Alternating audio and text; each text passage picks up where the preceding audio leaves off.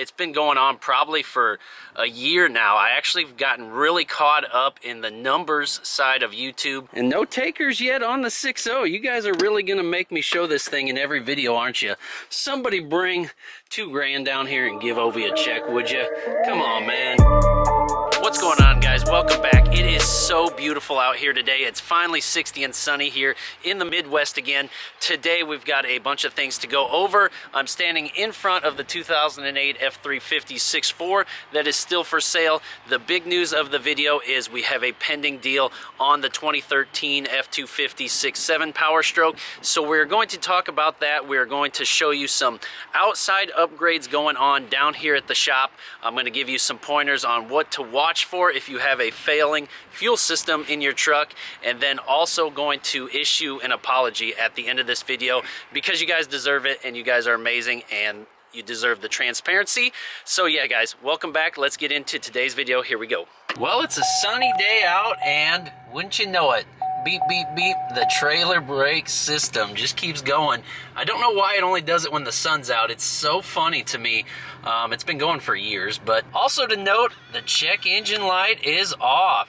After 5 years, the thing shut itself off, or it just burned out, one or the other, but cheers to that, guys. But yeah, what's been going on with my daily driver? Let's step out and take a look. Well, first and foremost, the Boost Auto steps burn out on me this winter, so that's kind of a bummer. I did check the connection to the battery is still good.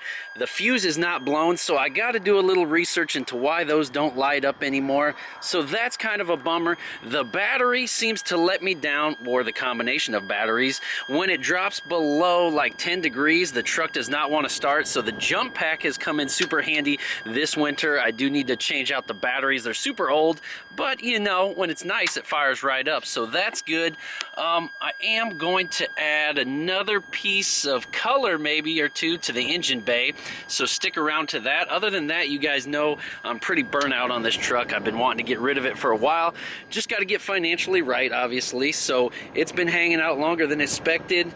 Got the winter wheels on there courtesy of Ovi, new tires, and yeah, that's kind of it on mine for right now. And wouldn't you know it, Ovi's got the Cummins dually out here hooked up to the old load trail. Gosh, she looks good. I haven't been using it at all, so good to see Ovi's getting some use out of her down here at the shop to bring the skid loader down for some of the contract work going down out front. But she looks like she's holding up all right. That is perfect. I just don't know where we got this truck from, Ove. What's going on here? So if you guys have been down to the shop or remember, there used to be a giant window there, terrible old siding, and as you can see here, we've got some brand new siding. This looks absolutely incredible. Ovi closed off the window, boarded that sucker up, and now we got some brand new curb appeal with the black trim. Gosh, that looks so good with the gutters. And look at how he went with the two-tone on this sucker. So the white offset by the black, it just looks so good. And the windows outlined with black looks incredible. I'll try to take a step back so you guys can see. So now the two shops actually match each other. Doesn't that look so incredible? With the black roof, the black soffit, it just turned out so freaking sick, guys. Talk about curb appeal. It just makes so much sense to have this sucker match, and now it looks so good, don't it? As we walk around here, you guys can see. I don't know if he's got anything planned for the brick out here. Maybe whitewash it, paint it black, etc. Do something with the door. I'm not sure. Got the ability to add lights or something on there, but just looks so good. And then a little bit out here too, you can see the patio is now gone, so no more hitting the bumpers or the back of the trucks here. That looks so much better. And there's where the door is going to be to go inside the new customer lounge, service desk, advisory area, cameras, lighting, everything going in right there. It's going to look so sick. We'll get an update on the inside of this sucker as well once time allows, but you can see now the buildings match and how incredible this area really does look. It is insane, guys. Skid loader out here, it's looking good, don't it? Hey, there she go. All right, nice and clean inside here now. Looks a lot better cleaned out, Ove. I'll give that to you. If you didn't see before, here is Ovi's 2013 F250 Powerstroke that he took in from a customer. This truck came in with a bad fuel system. Ovi ended up replacing the entire thing, which can add up super, super quick when you got to do the new fuel pump, the injectors, everything that comes with it. It's a super labor-intensive process. So again, the customer decided just to sell it instead of putting 15 grand into it. So Ovi got it cheap, did all the work, yada, yada. You know, we've been trying to sell it. Ovi put it on this Snapchat. I've put it on the Instagram. Don't really do a lot of marketplace. You guys know the whole story there. But anyways, I thought I would tell you guys signs of a failed fuel pump. So if you get a check engine light come on for low fuel pressure, that is an early warning sign. If you have rough starting, rough idling, excessive black smoke, if you check your fuel filter, if there's metal shavings in the fuel filter, there's probably a good indication that your fuel system is junk and it's going to cause a ton of damage to your truck. If you guys have ever been through that or feel free to share an experience below if you've had this happen to you. It's a sad, sad thing. Claims a lot of Fords, claims a lot of Chevys, GMs with the bad CP4 pumps. So yeah, just a couple things you guys can watch out for on that. Also, like I have mentioned before, with trying to sell this truck, it just kind of got done. We got a pending sale, or a trade, if you will, because one of the contractors, the one that was doing the siding, actually had mentioned needing a new truck or wanting a new truck, and Ovi said, I got a couple Fords down here, this being one of them. He actually really liked this truck and actually really wanted it, so they are working to finalize the details, but essentially trading all the tin, siding, and roofing, plus that labor in exchange for this truck. So how cool is that? That is where you can really use your skill set to, you know, barter and trade, and not everything has to be a cash purchase. So that's a really cool opportunity for Ovi down here at the shop and for the gentleman to pick up a new truck. So that is super cool. I hope that deal gets finalized because that's a heck of a good deal for both parties. So again, Ovi has done things like this in the past where he's done work for them, trade workaround. So if you have skilled trades, I think it's a big booming industry, honestly, because so many people go to college, get degrees and stuff, and there just seems to be a demand for hands-on, you know, electricians, plumbers, mechanics, etc. So it's quite a lucrative opportunity, you know, I would preach to the next generation to get more involved in. That's why I love to see younger YouTubers or people on the gram working in those type of fields and building trucks. Just share the excitement and the love and passion that, you know, we had when we were in high school. So super cool deal there.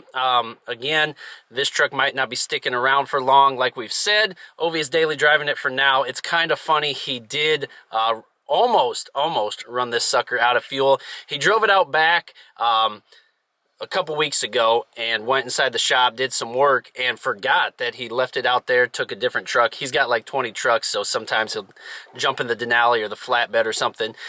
So he went on with his day, his weekend, and then he come back, he goes, oh crap, I left that truck running for 3 days straight, and it was just about out of fuel. So this sucker about went down for the count, but it survived. And now we know it runs good, right? It ran for 3 darn days straight. I don't know, Ove. That's too funny, man. So now we've seen a couple enhancements there on the outside of the shop down here. And then we've talked about the trade deal going on with the F250 for the siding work. And now I do want to finish up with one apology, more or less, is what I want to call it. I'm sitting here in the 2008 F350 6.4 if you guys want to buy the dually. I haven't got it out for a spin yet. I need to get the keys and jump the battery, but we're getting to that.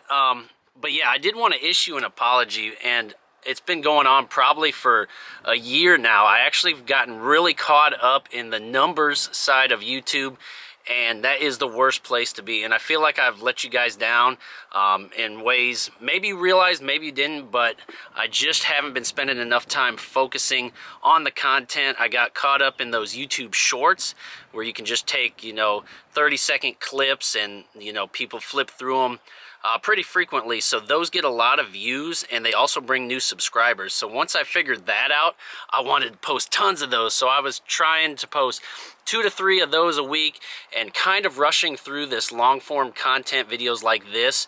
And these videos are why I started the YouTube channel, to interact with you guys. And then I kind of lost sight of that in the numbers and trying to chase the algorithm and worry about about when to post, what to post, what's trending, working on titles, thumbnails, the tags, all the tricks, more or less, instead of just trying to make genuine, good content. So I wanted to issue an apology for that. And I just want to get back to you guys and why you guys subscribe. So it's almost like I think I bogged the channel down with the, not the wrong subscribers, but maybe subscribers that didn't really plan on watching the videos to begin with. Things went really well in the beginning. We were growing steady.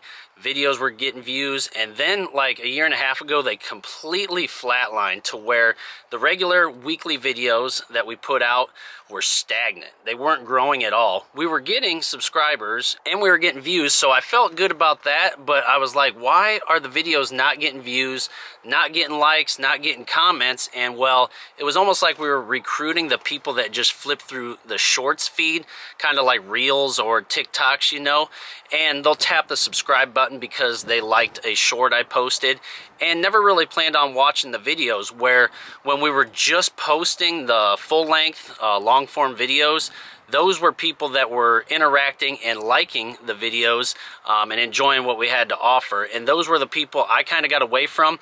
And also the YouTube algorithm caught on to that.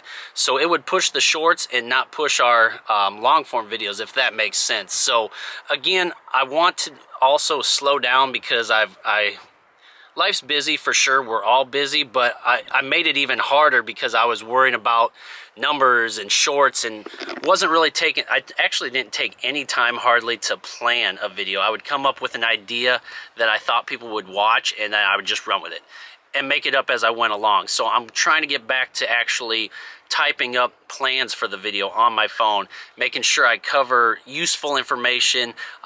Yeah, we'll keep it light, keep it fun, and kind of keep it, you know, whatever, but I also want to have a goal for the video and give you something to maybe take away so that it's not a waste of time, or I don't want to ever watch those guys' content again type stuff. Do you know what I mean? So anyways, I don't want to ramble too much about it. I've been posting a lot of this on my Instagram, so you can follow me on there, Mr.Unfluencer. You can follow Ovi on Snapchat. And we're going to continue to run this sucker, the wheels off this thing, especially as we move into spring here and summer. Winter's hard already for content, especially up here where it's cold, and I made it even harder, so I apologize. And I love you guys, so I'll leave you guys with that. Subscribe, stick around if you're into this kind of thing. Give us some feedback below, and yeah, more fun stuff coming soon. Love you guys. God bless you all. Peace.